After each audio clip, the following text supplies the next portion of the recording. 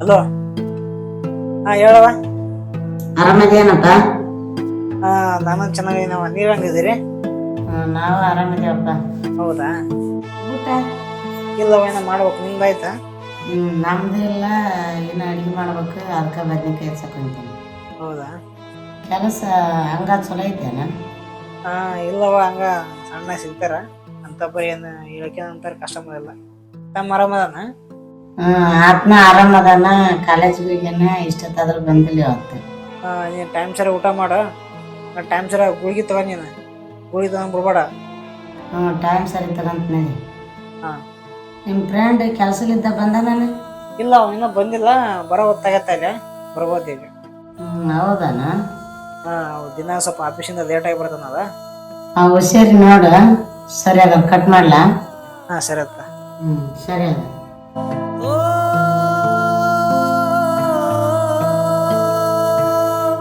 ಏನ್ರಿ ಸರ, ಯಾರು ಊಟ ಮಾತಾಡಕೈತಿ? ನೀನ್ ಇವತ್ ಕಮ್ಮಿ ನಂಗ ಸರ್ ಅನ್ನಕ್ ಹೋಗ್ಬೇಡ. ಯಾಕೆ? ಸರ್ ಅನ್ನೋದ ನಂದಿನಿ ಮೇಡಮ್ ಅಷ್ಟ ಅನ್ಬೇಕು, ಅವ್ರು ಬಿಟ್ಟು ಬೇರೆ ಯಾರು ಅನ್ಬಾರ್ದು ನನಗ. ಹೋಗ್ಲಿ ಬಿಡು, ಅಮ್ಮ ಕಾಲ್ ಮಾಡಿದ್ದಿಲ್ಲ? ಇವತ್ತು ಜಸ್ಟ್ ಕಾಲ್ ಮಾಡಿದ್ದೆ, ಅವ್ರು ಕೂಡ ಮಾತಾಡಕೈತಿ ನೋಡ. ಏನ್ ಚೆನ್ನಾಗಿದಾರಂತೆ? ಬಾಳ ಆರಾಮದಾರಂತೆ. ನೀನ್ ಯಾವಾಗ ಬಂದೆ? ಒಂದ್ 6 ಗಂಟೆ ಆಗಿತ್ತು. ಊಟ ಮಾಡಿದೆ? ನಿನ್ನ ಬಿಟ್ಟು ನಾನು ಒಂದಿನ ಊಟ ಮಾಡಿದ್ದೀನಿ, ಇಬ್ರು ಊಟ ಮಾಡ.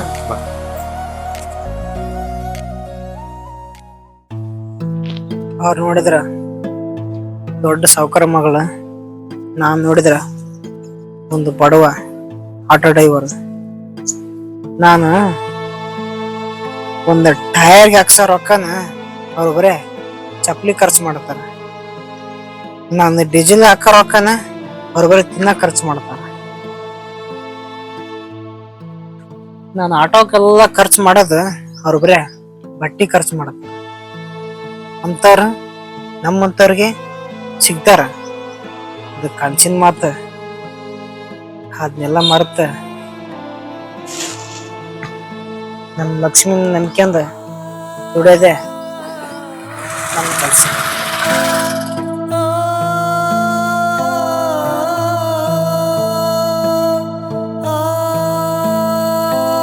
ಏನ್ ಸರ್ ಹಿಂಗೆ ಓಡಾಡ್ತಾ ಇದ್ದೀರಾ? ಏನ್ ಮಾಡೋದು ಬಿಡು ಮೇಡಮ,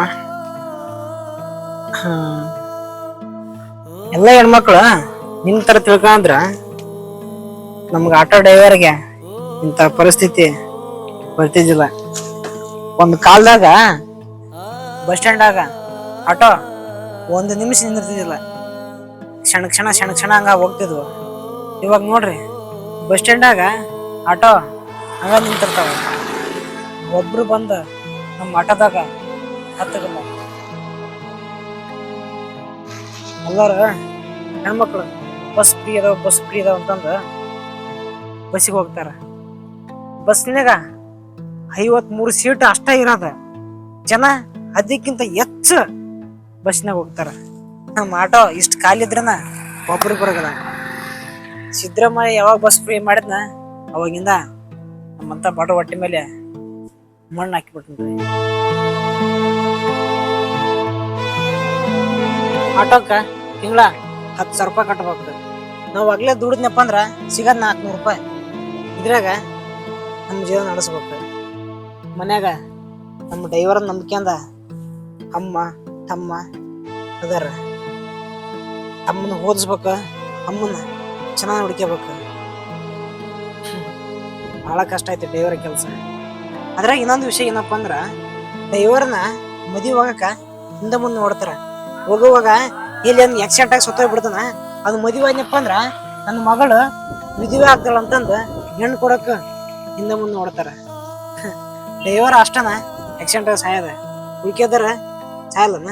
ಎಲ್ಲಾರ ಇಲ್ಲೇ ಊಟ ಹೊಡ್ಕೊಂಡಿರ್ತಾರ ಬಿಡಪ್ಪ ನಂಗ. ಡ್ರೈವರ್ ಬಗ್ಗೆ ಅಷ್ಟೊಂದು ಕೀಳಾಗಿ ನೋಡ್ತಾರ. ಡ್ರೈವರ್ ಕೆಲ್ಸ ಅಷ್ಟೊಂದು ಕಷ್ಟ ಐತಿ? ಹೋಗ್ತಾ ಹೋಗ್ತಾ ಹಿಂಗ ಗೊತ್ತಾಗತ್ತ ಬರ್ರಿ. ಆದ್ರೂ ಈ ತರ ಮಾಡ್ಬಾರ್ದಿತ್ ಸರ್ಕಾರ.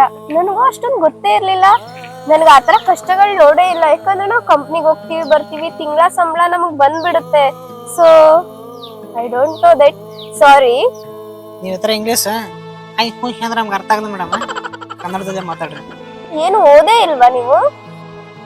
ಮನೆ ಪರಿಸ್ಥಿತಿಗೋಸ್ಕರ ಕಲ್ತಿಲ್ಲ. ಇರ್ಲಿ ಬಿಡಿ ಮೇಡಮ್, ಅಲ್ಲ ನಿಮ್ಗ್ ಡ್ರೈವರ್ ಕೆಲ್ಸ ಬಿಟ್ರೆ ಏನು ಬರಲ್ವಾ? ಏನು ಓದೇ ಇಲ್ವಾ ನೀವು? ನಮ್ಗೆ ಇದೊಂದ್ ಬಿಟ್ರ ಬೇರೆ ಯಾವ್ದು ಬರಲ್ಲ ಮೇಡಮ್. ಏನ್ ಹೇಳ್ತಾ ಇದ್ದೀರಾ ನೀವು? ಹಿಂಗ್ ಹೇಳಿದ್ರೆ ಹೆಂಗೆ?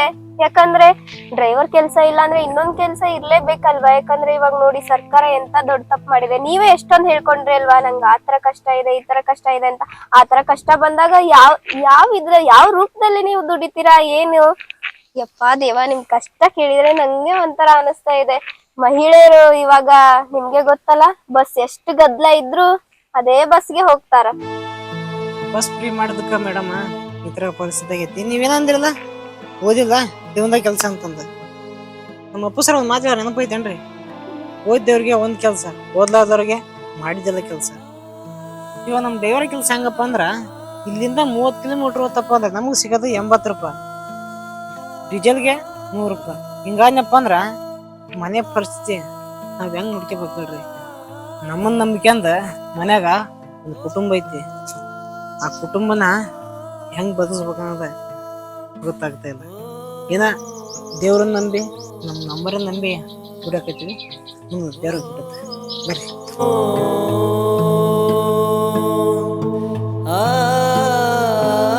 ಹಲೋ, ಹೌದಾ? ಎಲ್ಲ ಆರಾಮಾಗಿರ ಮನ್ಯಾಗ? ಓಹೋ, ಮೇಡಮ್ ಅವ್ರ ಜೊತೆ ಫುಲ್ ಜೋರ್. ನೀ ಹುಚ್ಚ ತಮ್ಮ ಲೈನಾಗ ತಮ್ಮನ ಹುಚ್ಚ ಹಂಗ ಮಾತಾಡಕ್ ಹೋಗ್ಬಿಡ್ರಿ. ಸ್ವಲ್ಪ ಲೈನಾಗ ಯಾರು ಅದಾರ, ಯಾರು ಕೂಡ ಮಾತಾಡ್ತಾ ನೀ ತಿಳ್ಕೊಂಡ್ ಮಾತಾಡ. ಎಡ್ರಿ ಬರೀತಾರ ಮಾತಾಡ್ಬೇಡ. ನೀ ಓದಿ ತಿಂಗಳು 80,000 ರೂಪಾಯಿ ತಗೊಂಡು ಆಫೀಸ್ನಾಗ ಕೆಲಸ ಮಾಡ್ತಿದ್ದೆ. ತಿಳ್ಕೊಂಡ್ ಸ್ವಲ್ಪ ಎಲ್ಲ. ಹಲೋ ತಮ್ಮ, ಇಲ್ಲಿ ನೈಟ್ ಬಾಡಿಗೆ ಬಂದೈತಿ, ನಾ ಹೋಗ್ಬೇಕು ಅರ್ಜೆಂಟ್. ನಿಂಗ ಮುಂಜಾನೆ ಹಚ್ಚಂತ ನಾನು. ಅವಾಗ ಸ್ವಲ್ಪ ಟೈಮ್ ಸರಿ ಗುಳಿಗೆ ಕೊಡು, ಟೈಮ್ ಸರಿ ಊಟ ಮಾಡ ಅಂತ ಹೇಳ. ಸ್ವಲ್ಪ ಆರೋಗ್ಯ ಕಡೆ ಗಮನ ಕೊಡು ಅಂತ ಹೇಳ ಅವಾಗ. ಹಾ ಸರಿ ಆತ.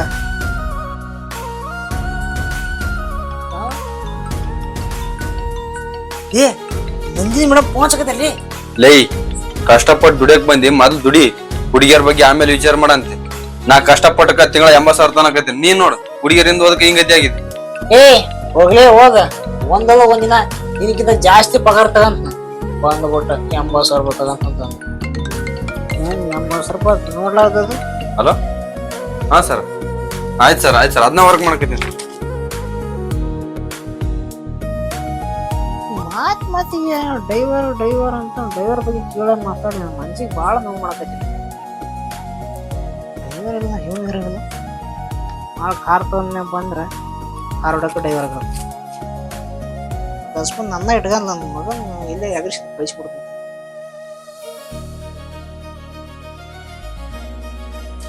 ಹೆಂಗಿತ್ಲೆ ಊಟ? ಏ ಊಟ ಸಖತ್ತಾಗಿತ್ತ.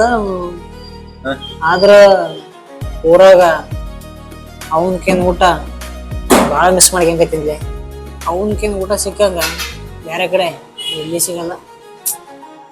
ಭಾಳ ಮಿಸ್ ಮಾಡ್ಕೊಂತೀನಿ ಅವನ್ಕೇನ್ ಊಟ.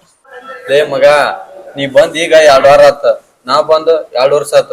ನಿನ್ಕಿಂತ ನಾನ ಬಾಳ ಮಿಸ್ ಮಾಡ್ಕೊಂಕತ್ತೀನಿ. ಲೇ ಇನ್ನೊಂದ್ 2 ದಿನದಾಗ ಊರಿಗೆ ಹೋಗ್ಬೇಕು ಅನ್ಕೊಂಡಿನಿ. ಅವನ್ನ ನೋಡ್ಬೇಕಂತಂದ ಬಹಳ ಆಸೆ ಆಗ್ತದೆ.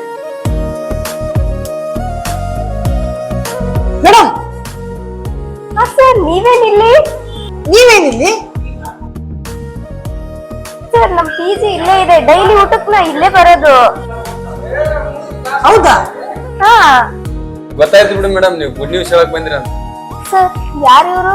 ಏನು ಒಂದು ಅರ್ಥನೇ ಆಗ್ತಾ ಇಲ್ಲ ನಂಗೆ. ಓ ಇವನಾರೇ ಕಾರ್ತಿಕ್ ಅಂತ ನಮ್ ದೋಸ್ತ. ಅದು ಹೋಗ್ಲಿ ಬಿಡ್ರಿ ಸರ್, ನನ್ ಮದ್ವೆ ಫಿಕ್ಸ್ ಆಯ್ತು.